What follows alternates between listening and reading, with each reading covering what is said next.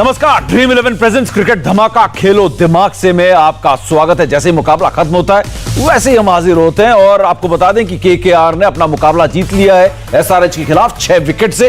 Target बड़ा ही छोटा सा था और इस लक्ष्य को पाने में कोई परेशानी तो नहीं हुई, लेकिन 20वें ओवर तक मैच लेकर गए। यहां पर तारीफ सनराइजर्स हैदराबाद के गेंदबाजों की और केकेआर ने यहां पर 119 रन बनाए 4 विकेट के नुकसान पर और 19.4 ओवर लगाए। आराम से खेला, कोई जल्दबाजी नहीं दिखाई और आखिर तक इस मुकाबले को लेकर गए और आराम से जीत हासिल की। हमारे साथ हमारे खास मेहमान क्रिकेट एक्सपर्ट्स पहुंच चुके हैं दुबई से। आप देख सकते हैं मुरली कार्तिक, स्टूडियो में हमारे मेंटोर मनिंदर सिंह और ड्रीम 11 के कप्तान आरपी सिंह भी पहुंचे हुए हैं। तो यहां पर थोड़ा सा मैच का ब्यौरा देते हैं और उसके बाद हम आगे बढ़ते हैं, अपने एक्सपर्ट्स की राय लेते हैं। और अगर बात करें केकेआर के 12 पॉइंट्स हो गए और केकेआर की थोड़ी सी स्थिति मजबूत हुई है और रन रेट के लिहाज से ये सबसे बेहतर थे। जो टीम्स जो है आखिरी जो पोजीशन बाकी रह गई, आखिरी जो जगह खाली है चौथे पोजीशन के लिए, प्लेऑफ्स के लिए, वहां पर उसकी जगह थोड़ी मजबूत हुई है लेकिन पक्की नहीं हुई है। इस जीत के साथ केकेआर की अगर बात करें, शुभमन गिल ने शानदार प्रदर्शन किया, 57 रन उन्होंने बनाए और बाद में नीतीश राणा ने 25 रन और कोई यहां पर मुश्किल नहीं हुई। केकेआर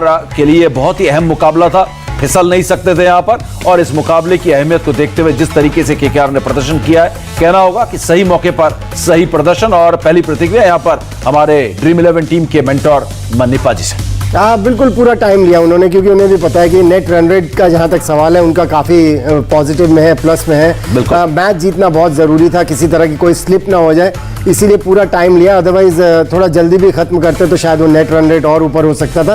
लेकिन थोड़ी सी तारीफ हैदराबाद के बॉलर्स की भी करनी होगी, क्योंकि इतने छोटे टारगेट के बावजूद इतनी, जो हम पहले बात कर रहे थे कि ऐसा लग रहा था जब वो बैटिंग कर रहे थे कि कब खत्म होगा ये टूर्नामेंट और कब हम घर जाएंगे, लेकिन बॉलर्स का कुछ इस तरह का विचार नहीं दिख रहा था, वो देखने में अच्छा लगा। बिल्कुल। और अगर आरपी बात करें, जिस हेल्दी रन रेट की बात की है वो बेहतरीन रन रेट भी है और केकेआर ने जिस तरीके का प्रदर्शन किया है, इसको कहते हैं कि आप जब आते हैं बड़े मौके पर बड़ा प्रदर्शन करना जरूरी होता है अगर आप चैंपियन बनना चाहते हैं। चैंपियन बनना तो दूर है, लेकिन इस मुकाबले में इस तरीके की प्रदर्शन की जरूरत थी। आपने बॉलिंग की बात करें, फील्डिंग की बात करें और फिर बैटिंग की, हर लिहाज से केकेआर 10 on 10 टाइप परफॉर्मेंस रहा है उनका आज। नहीं, काफी अच्छा खेले, इसमें कोई दो राय नहीं। गेंदबाजी अच्छी की, बल्लेबाजी भी अच्छी की, पर मैं मानता हूं कि आपका रन रेट जरूर प्लस में है और अच्छा खेल रहे हैं आप। पर ये आपके पास एक मौका था कि आप थोड़ा अपना रन रेट और बेटर कर सकते थे यहाँ पर 1 ओवर पहले जीत के। क्योंकि पता नहीं, क्योंकि आईपीएल जैसा जो टूर्नामेंट है बहुत ही चैलेंजिंग टूर्नामेंट रहता है। जब टॉप 4 की बात आती है, कहीं ऐसा ना हो कि कुछ पॉइंट्स के लिए रन रेट में आपको इशू हो जाए, पर आप इस पोजीशन पे थे आज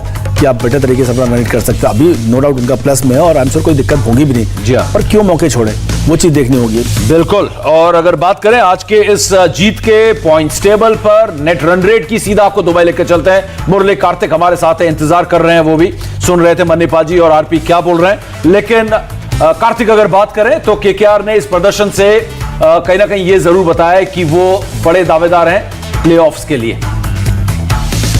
देखिए, टीम तो बड़ी है, टीम बहुत अच्छी है और यही बात अभी तक रही है कि उन्होंने क्या अपना पोटेंशियल के हिसाब से खेले हैं।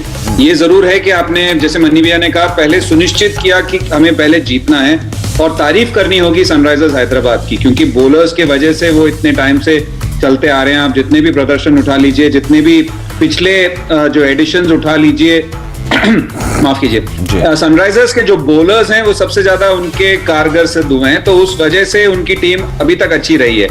कितने टाइम से हम बात कर रहे हैं कि उनका जो मिडिल ऑर्डर है वो उतना अच्छा नहीं है, टॉप हैवी है और उनके बॉलर्स उनको कैरी कर रहे हैं और आज भी वैसे ही रहा। कोशिश की थी केकेआर के प्लेयर्स ने, अपना इंटेंट दिखाने की कोशिश की थी, पर गेंदबाजी जब अच्छी होती है तो आपको पीछे धकेलती है और वही हुआ। पर आगे क्या करते हैं वो अभी पिक्चर बाकी है। सबसे बड़ी बात है कि अभी पिक्चर बाकी है और जब आप प्लेऑफ्स की बात करें, वापस वही बात आ जाती है कि क्या आप उस दिन, कैन यू टर्न अप, वो एक 4 शब्द होते हैं ना, कैन यू टर्न अप, वो वाला शब्द है कि आप क्या उस दिन उठ के वो प्रदर्शन कर सकते हैं जब वो मौका है, वो दिन है। बिल्कुल बिल्कुल 100% सटीक बात यहां पर और इसमें कोई शक नहीं। लेकिन कोलकाता नाइट राइडर्स ने शानदार प्रदर्शन किया और बल्लेबाजी की अगर बात करें, सिर्फ 116 रन बनाने थे इस मैच को जीतने के लिए, लेकिन 20वें ओवर में जाकर ये मैच जीता जरूर, लेकिन बिल्कुल आराम से जीता, 6 विकेट से जीता। एक खिलाड़ी की तारीफ करनी होगी, बैट से रन नहीं निकल रहे थे, स्टार्ट मिल रहे थे, स्टार्ट को बड़े स्कोर में कन्वर्ट नहीं कर रहे थे। सबसे टैलेंटेड खिलाड़ियों में से एक है हिंदुस्तान के, जिसका नाम है शुभमन गिल। आज एक शानदार पारी, पाजी बड़ी डोमिनेटिंग और बड़ी जबरदस्त पारी उन्होंने खेली। आज शुभमन गिल ने 57 रन बनाए 51 गेंदों में।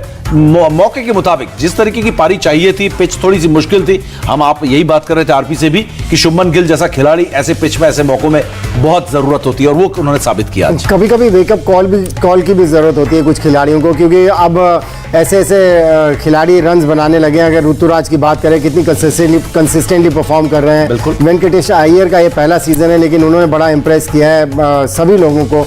सो वो जब कंपटीशन आता है ना, तो कई बार वो दिमाग की बत्ती जागती है कि मुझसे इतना एक्सपेक्ट किया जाता है, लेकिन मैं वो कंसिस्टेंसी नहीं दिखा पा रहा हूँ। शायद कहीं ना कहीं रियलाइज हुआ, और मेरे ख्याल से अच्छा रियलाइजेशन होगा अगर ये रियलाइजेशन है, क्योंकि बड़े टैलेंटेड प्लेयर हैं और बड़े बड़े प्लेयर से मैंने उनकी बहुत तारीफ सुनी। और हम भी जब देखते हैं तो देखने से पता चलता है कि इनके पास टाइम है।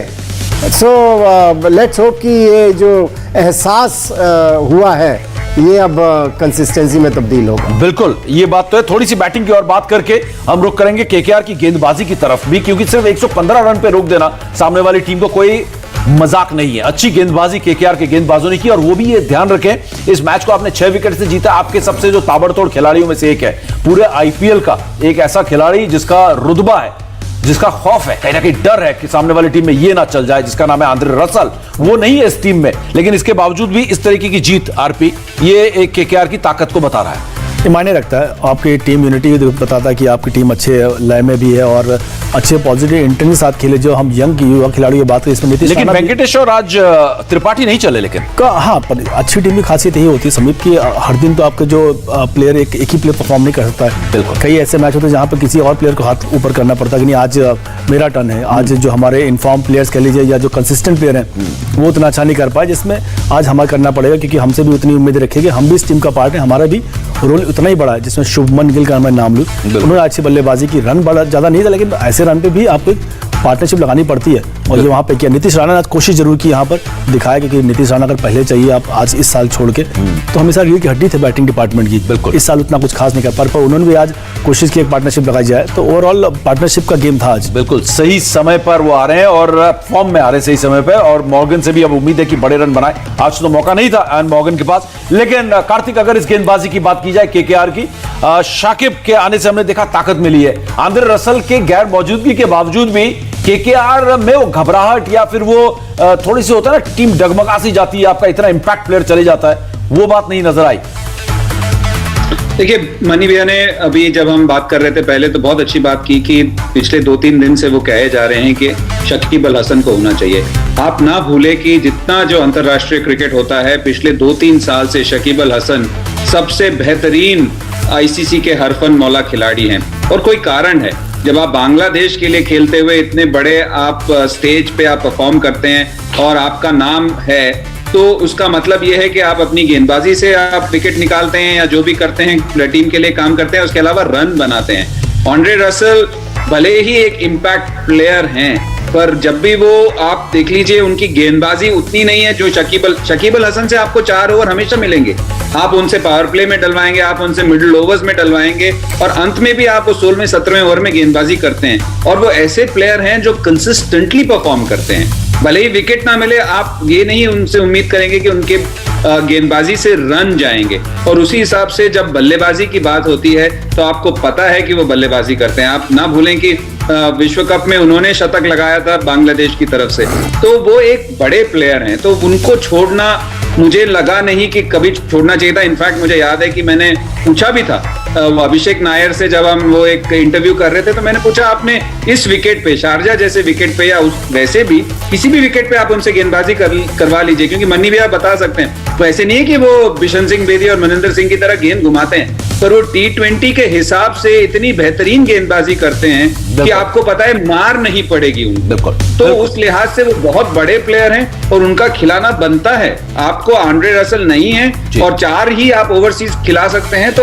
आप शकीब अल हसन को आप नजरअंदाज कर ही नहीं सकते। बिल्कुल बिल्कुल सही बात है, और इसकी शाकिब के आने से कितनी ताकत मिली है ये हमें दिख रहा है। और दूसरी बात ये कि शाकिब मैचेस फिनिश भी करना जानते हैं, मैचेस को खत्म भी करते हैं, तो ये भी एक बड़ी खासियत है इस खिलाड़ी में, और ताकत मिली है। तो चलिए इस मुकाबले के ड्रीम 11 गेम चेंजर की तरफ अब रुख करते हैं। और पहले ड्रीम 11 गेम चेंजर आज कौन हो सकते हैं मुझे बताने की शायद जरूरत नहीं है। पहले ड्रीम 11 गेम चेंजर हैं आज के शुभमन गिल 87 फैंटेसी पॉइंट्स के साथ और 471 फैंटेसी पॉइंट्स। आरपी बता रहे हैं कि इंपैक्ट तो है इस खिलाड़ी का इस टूर्नामेंट में। बिल्कुल है इम्पैक्ट। कोई बड़े परफॉर्मेंस नहीं देखने को मिले पर छोटे छोटे स्टार्ट जरूर दिए। आज मौका था अपनी एबिलिटी दिखाने के लिए, आज मौका था उसके पास कि थोड़ा टाइम लेके अपनी इनिंग बना सकता था। बिल्कुल। कई बार ऐसा होता है समीप, जब थोड़ा अप एंड डाउन चलता है तो आपको थोड़ा टाइम भी चाहिए होता है। 20 ओवर का गेम जरूर छोटा है और आपको थोड़ा टाइम मिलता है आपको थोड़ा समझने के लिए कि क्या चल रहा है, गेम की पोजीशन क्या है। शुभमन गिल के पास आज वो था और उसका उन्होंने भरपूर फायदा उठाया। एक अर्धशतकी की पारी खेली, जरूरत थी इस समय केकेआर को। बिल्कुल। और अब चलते हैं दूसरे ड्रीम 11 गेम चेंजर। और दूसरे ड्रीम 11 गेम चेंजर है एक ऐसा गेंदबाज जो आया रिप्लेसमेंट के तौर पर और आया तो अच्छा यहां पर प्रदर्शन कर रहे हैं। और मनीपा जी, टिम साउदी 72 फैंटेसी पॉइंट्स के साथ कम मैचेस खेले लेकिन आते ही इंपैक्ट दिखाना शुरू कर दिया, अपना एक्सपीरियंस दिखाना शुरू कर दिया। बड़े इंप्रेसिव बॉलर हैं इनकी। अगर आप रिस्ट पोजीशन देखें, सीम पोजीशन में, और आरपी बात कर रहे थे जब इनको बॉलिंग करते हुए देख रहे थे कितनी खूबसूरती से इनके हाथ से बॉल निकलता है। और सबसे अच्छी बात आपने बोली दी, एक्सपीरियंस का अपना पूरा फायदा उठा रहे हैं क्योंकि न्यूजीलैंड की टीम में भी इनकी बड़ी अहम भूमिका रहती है हर तरह की क्रिकेट में। और जब भी कप्तान इनकी तरफ बॉल फेंकता है ये विकेट लेके देते हैं। और T20 क्रिकेट में तो हम अभी देख रहे हैं रन्स भी इतनी आसानी से नहीं बनाने दे रहे। बिल्कुल। तो ये थे दो आज के ड्रीम 11 गेम चेंजर। और तीसरे गेम चेंजर अब आपके सामने, जिसका नाम है वेस्ट इंडीज के ताबड़तोड़ हरफनमौला खिलाड़ी ऑलराउंडर जेसन होल्डर, जिन्होंने 64 फैंटेसी पॉइंट्स आज अर्जित किए। 433 कुल फैंटेसी पॉइंट्स हैं यहां पर। चलिए ये तो हो गए 3 ड्रीम 11 गेम चेंजर। जाते जाते एक सवाल यहां पर मुरली कार्तिक से मैं पूछूंगा, एक छोटा सा जवाब मुरली, इनके प्लेऑफ में पहुंचने के कितने चांसेस दिख रहे हैं केकेआर और मुंबई इंडियंस में? एक फाइट होती हुई नजर आ रही है आखिर में, एक छोटा सा जवाब, केकेआर या मुंबई इंडियंस? मुझे लगता है केकेआर। तो चलिए इसी नोट पे आज हम आप सबसे अलविदा कहते हैं और इजाजत लेते हैं। बहुत बहुत शुक्रिया मुरली आपका, मनीपा जी आपका और आरपी आपका कि लगातार पूरे दिन भर। कह सकता हूं जाते जाते जी, मैं कुछ पूछ सकता हूं जाते जाते? प्लीज जल्दी। सबसे पहले तो इयन बिशप ने मनी भैया को अपनी सलाम दुआ भेजी है, तो वो मैं उनको कन्वे करना चाहता हूं। दूसरी बात, ये मेंटोर क्यों करते रहते हैं आप मनी भैया को? मनी भैया क्योंकि हमारे सबसे सीनियर एक्सपर्ट हैं और इनसे जब हम कुछ समझ में नहीं आता तो हम इनके पास जाते हैं और ये हमें बताते हैं कि आगे का रास्ता दिखाते हैं। के सामने ऐसा मत बोलते ना, उनको बड़ा दुख लगेगा। इंडिया टीवी हर वक्त हर जगह डाउनलोड करने के लिए सर्च करें India TV news Google play store या ऐप स्टोर पर।